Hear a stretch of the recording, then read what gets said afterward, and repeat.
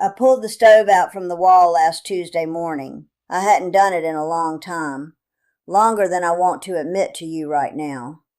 What I found back there stopped me cold. It wasn't just grease. It was a wall of dark, sticky, layered gunk that looked like it had been baking onto that surface for years. Because it had. The color was somewhere between brown and black. It had texture to it, almost like a crust. When I touched it with my finger, it didn't budge at all. It just sat there like it was part of the wall itself. I stood there in my kitchen on a Tuesday morning in my house shoes, and I thought, I cannot deal with this today. I genuinely started running the numbers in my head for what it would cost to call somebody out here to handle it. I looked up cleaning services on my phone. I was one button press away from spending real money on something that has been sitting behind my own stove for years, in my own kitchen, because I couldn't figure out how to tackle it myself. That is not a moment I am proud of, but I'm telling you about it because I know I am not the only one who has stood in front of a mess like that and felt completely defeated before they even started. My neighbor Patrice came over that same afternoon to drop off some eggs from her hens. I was still annoyed about the stove situation, and I mentioned it to her. She walked into my kitchen, looked at the wall behind the stove, put her hand on her hip, and said, "Sue Ellen, I cleaned mine last month. Give me 10 minutes. What she did in those 10 minutes, with things I already had under my own sink, fixed something I had been dreading for months. The whole thing was done in 8 minutes. I stood there watching her, and I felt equal parts relieved and completely embarrassed that I almost paid a stranger $200 to do this. I'm Sue Ellen. I've been keeping this homestead running for going on 30 years, and I do not spend money on things I can handle myself with what's already in the house. If you're new here, hit that subscribe button and leave me a comment right now. Tell me the worst grease buildup you have ever seen in your kitchen. Behind the stove, under the hood, on the filter, wherever it was. I want to hear it. We're going to talk about all of it today. What is that grease exactly? Before we get into how to clean it, I want you to understand what you're actually dealing with. Because once you understand what that buildup is made of, the cleaning method makes complete sense. The grease that accumulates behind your stove is not just one thing. It is a combination of animal fats, vegetable oils, cooking vapors, smoke particles, and plain old heat. Every time you fry a piece of chicken, render some bacon, saute onions in butter, or boil a pot that spatters, some of that goes up into the air. A fine mist of oil and fat rises every single time you cook. You don't see it happening, but it is happening every day. That mist drifts backward, sideways, and upward. It lands on the wall behind your stove. It lands on the sides of the stove itself. It lands on the range hood above. And then the next time you cook, more lands on top of it. The heat from the stove acts like a slow oven, baking each new layer onto the last one.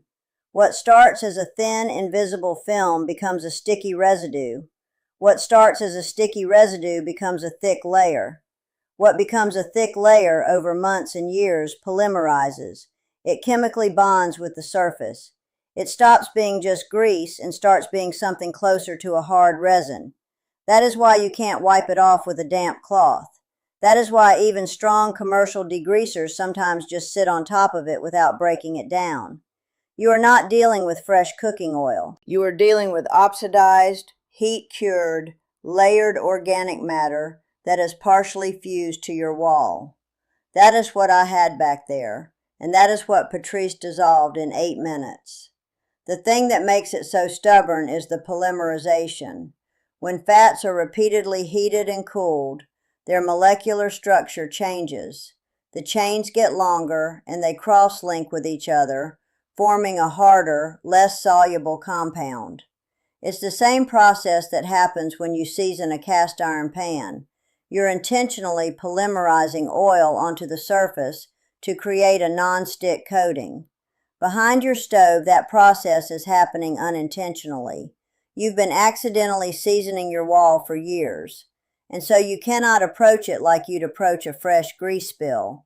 You need something that breaks those chemical bonds. The neighbor's trick, what Patrice used. Patrice didn't bring anything with her. She walked into my kitchen and opened the cabinet under my sink. She pulled out my box of baking soda and my bottle of dish soap. That's it, 2 things. She asked me to get her a bowl and some hot water from the tap. Not boiling, just hot as the tap would go. She mixed about half a cup of baking soda into the bowl, added a good squeeze of dish soap, probably 2 tablespoons, and then poured in just enough hot water to make it into a thick paste, not runny, more like a spreadable paste, similar to toothpaste in consistency. She said the paste needs to be thick enough to stick to a vertical surface without sliding right off. She spread that paste over the grease on the wall behind where the stove had been. She used an old sponge, the kind with the scrubby side. She covered the whole surface, pressed it in a little to make contact with the buildup, and then she stepped back. She said, "Let it sit." So we went and sat at my kitchen table and talked for 8 minutes. I watched the clock. 8 minutes. Then she came back, took the sponge, used the scrubby side, and started working in small circles. The grease came off in dark smears. Not all at once, not with zero effort, but steadily and without any real force. It took her maybe 4 or 5 passes over the whole area. She wiped it down with a wet cloth and the wall was clean. Not improved, clean. Why this combination works. The chemistry here is not complicated, but it is worth understanding because it will help you apply this correctly. Baking soda, sodium bicarbonate, is a mild alkali. Grease and oils are acidic in nature. When an alkali meets an acid, it neutralizes it. The baking soda starts chemically breaking down the grease on contact. This is basic acid-base chemistry. You don't need a science degree to understand it, but it is real science happening on your wall. The dish soap does the second part of the job. Dish soap is a surfactant, which means it has molecules that are attracted to both water and fat at the same time. One end of the molecule grabs onto the grease. The other end stays bonded to the water. That is how it lifts grease off surfaces and into the rinse water. Most dish soap is also mildly alkaline, which adds to the grease-breaking power. Together, the baking soda and the dish soap hit the polymerized grease from 2 directions, chemical breakdown and physical emulsification. The hot water helps by softening the hardened fat, making it more pliable and more receptive to both of those actions. The paste consistency matters too.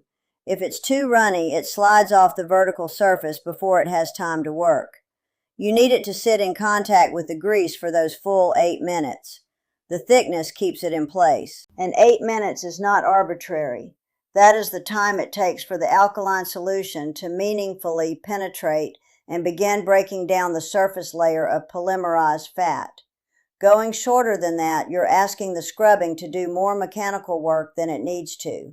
Going longer doesn't hurt, but you don't need to wait longer unless the buildup is truly extreme. What the store sells instead and what it cost.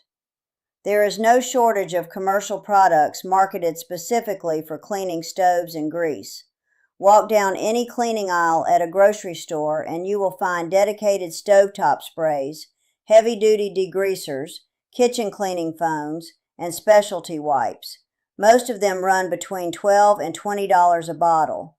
Some of the heavy-duty ones marketed for baked-on grease can run even more than that. The labels use words like professional strength and restaurant formula and industrial degreaser. They're designed to look powerful. They are designed to make you feel like you need something that serious. Most of them work by the same basic chemistry as what Patrice used, an alkaline agent combined with surfactants. The difference is that they are diluted to be safe for retail sale, packaged in a spray bottle with aggressive marketing on the label, and sold to you for $15. The baking soda in a 4-pound box cost about $1. The dish soap I was already using cost me $3 a bottle and lasts for months. The paste Patrice made cost me somewhere around 20 cents in materials. I have made it 6 times since she showed me. I have not bought a commercial degreaser since. I want to be direct about something. These companies are not selling you a cleaning solution. They are selling you the convenience of not having to think about it. They have invested millions of dollars in convincing you that grease is a problem too serious for you to handle with what you already have. It is not. The grease does not know what label is on the bottle. What Opal would have said. My mother-in-law Opal, who is 87 years old and grew up on a farm in Tennessee during the Great Depression, has been cleaning kitchens for her entire adult life. She has never once bought a commercial degreaser. I asked her once what they used when she was young to clean the farm kitchen. She did not even pause before she answered. She said, baking soda, lard soap if we had it, hot water, your arms. That was it. The farm kitchen she grew up in fed a family of 9, 3 meals a day, 7 days a week. Cast iron on a wood-burning stove. The grease situation was significant, and they dealt with it without a trip to any store. Opal talks about waste the way some people talk about sin. Nothing gets used once. Nothing gets thrown out if it has more life in it. She has a phrase she uses that I have heard 100 times.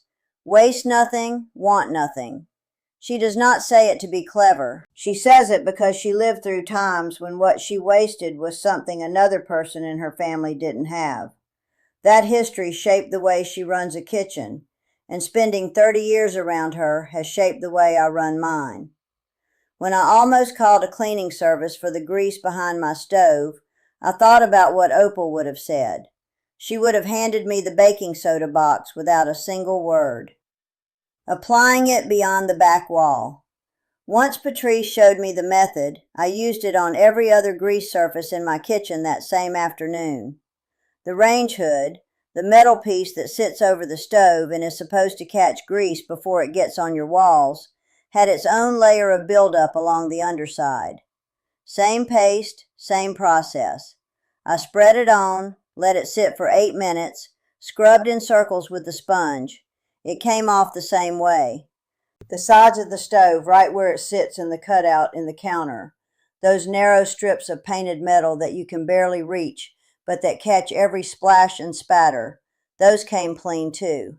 The knobs in the panel between the burners, which I clean regularly, aren't usually the problem. It's always the places you don't see and don't reach. Those are the places where 5 years of cooking accumulates into something that looks impossible. The most surprising result was the grease filter in the range hood. I had a suspicion that filter was long overdue for attention, so I took it out.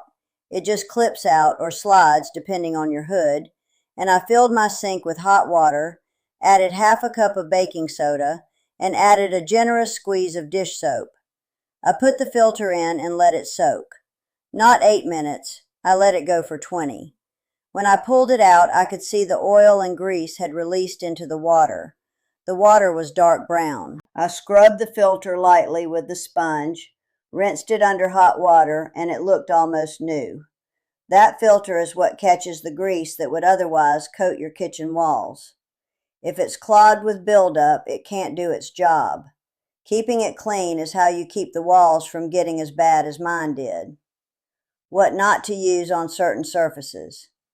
I want to be careful here because not every cleaning method works on every surface, and the wrong one can cause real damage.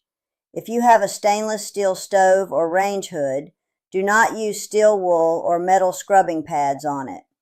Metal scrubbers will scratch stainless steel surfaces and leave marks that cannot be buffed out.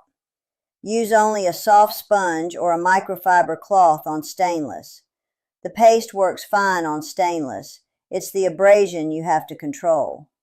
If you have an enameled or painted surface, which includes most stove sides and back panels, avoid products that contain ammonia. Ammonia can dull and eventually break down enamel finishes and painted surfaces over time.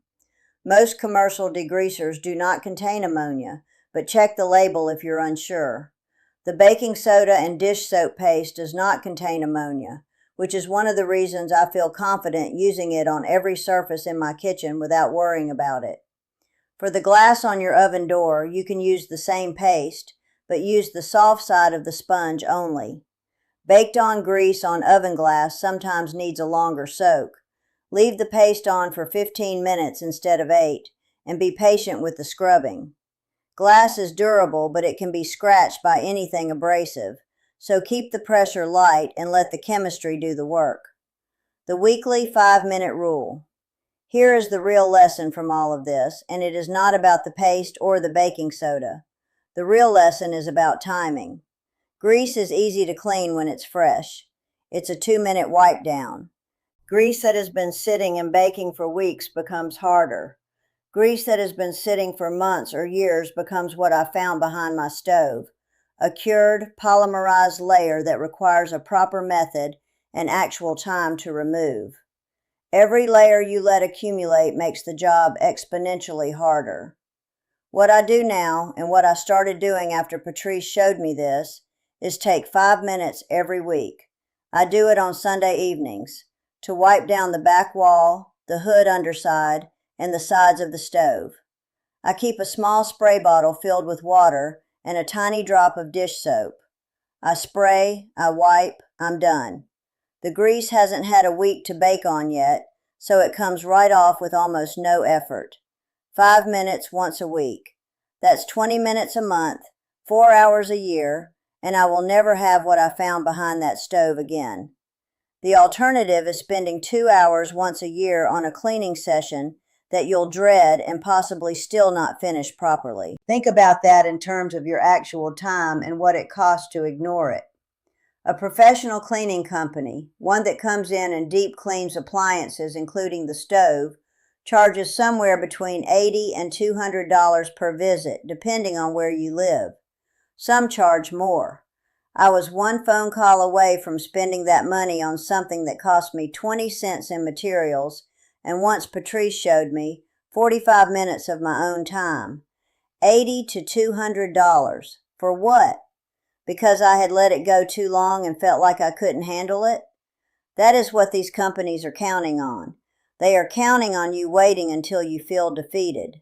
That is when they get your money. The bigger picture, what we spend and what it costs. I have been thinking about this more broadly since that Tuesday morning. I started adding up what we spend on cleaning products in this country. Not just degreasers, all of it. Surface sprays, furniture polish, glass cleaner, bathroom cleaner, floor cleaner, oven cleaner, toilet tablets, drain cleaner. The average American household spends over $600 a year on cleaning products. Some estimates put it higher than that when you factor in premium products and single-use items. $600 a year. That is a real number. Now consider what those products actually are. Almost all of them are water, a surfactant, an alkaline or acidic agent, and a fragrance. The fragrance is what most of it costs, and the bottle, and the marketing. The cleaning chemistry itself is inexpensive. Baking soda, white vinegar, Castile soap, dish soap. A year's supply of baking soda and dish soap cost me under $20. White vinegar for windows and surfaces, another $5. I make my own surface spray, my own glass cleaner, my own grease paste. I have not bought a commercial cleaning product in 3 years. The cabinet under my sink has 3 things in it: baking soda, dish soap, and white vinegar. That's it. I am not saying this to make anyone feel bad. I am saying it because $600 a year is real money. That is a utility bill. That is a month of groceries. That is money that could be in savings or spent on something that genuinely matters to your family. The companies that sell you a different bottle of cleaner for every surface in your house are extracting that money from you one bottle at a time. And they have been doing it for decades because it works. It works because most people were never taught that baking soda and dish soap can do most of the same things for a fraction of the cost. Opal wasn't taught it either. She knew it because she lived in a time when buying a separate product for every cleaning task was not an option. She learned what actually worked because she had no alternative. We have alternatives now, which means we have a choice. I am choosing the way she did it. How to clean the grease filter. Full process. I want to walk through the grease filter process one more time in detail because it gets overlooked more than almost anything else in a kitchen.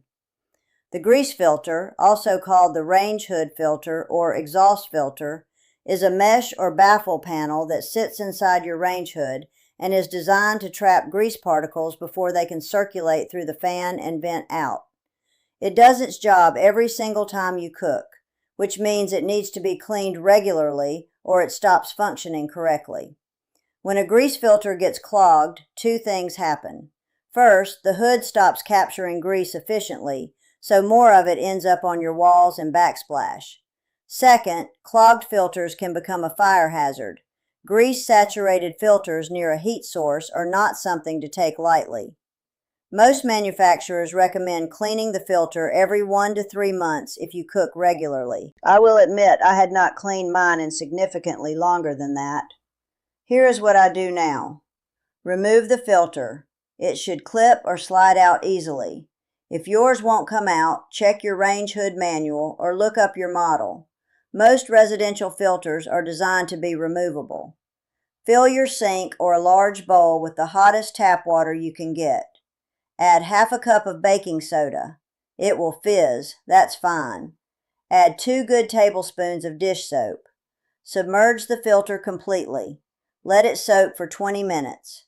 When you pull it out, use a soft brush, an old toothbrush or a dish brush, to scrub the mesh gently in both directions. The grease that hasn't released during the soak will come loose with light scrubbing. Rinse under hot running water. Hold it up to the light. You should be able to see through the mesh.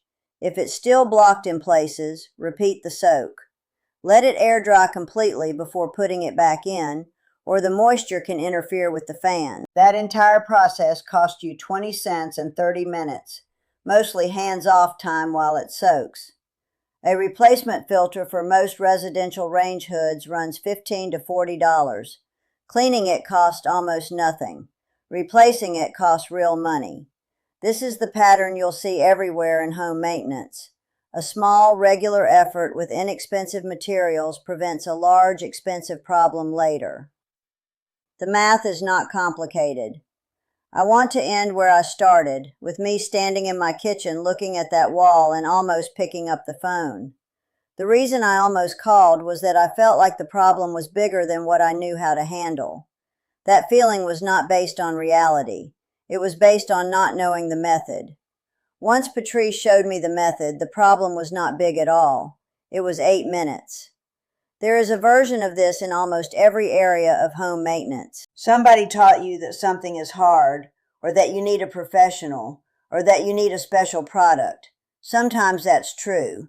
Most of the time, it isn't. The store wants you to keep buying. The cleaning service wants you to keep calling. I want you to stop needing either of those things, not because I have anything against commerce, but because you are capable of handling most of this yourself, with what you have for almost no money, and that is a form of freedom that nobody can sell back to you once you have it. Pull your stove out from the wall this weekend. Look at what's back there. Mix the paste. Give it 8 minutes. I think you'll surprise yourself. If this helped you, share it with somebody who has been putting off that same cleaning job. Subscribe if you're not already. I put out real methods for real kitchens every week. And leave me a comment. What cleaning job in your house have you been dreading the most? Let me know below and I'll cover it. See you next time.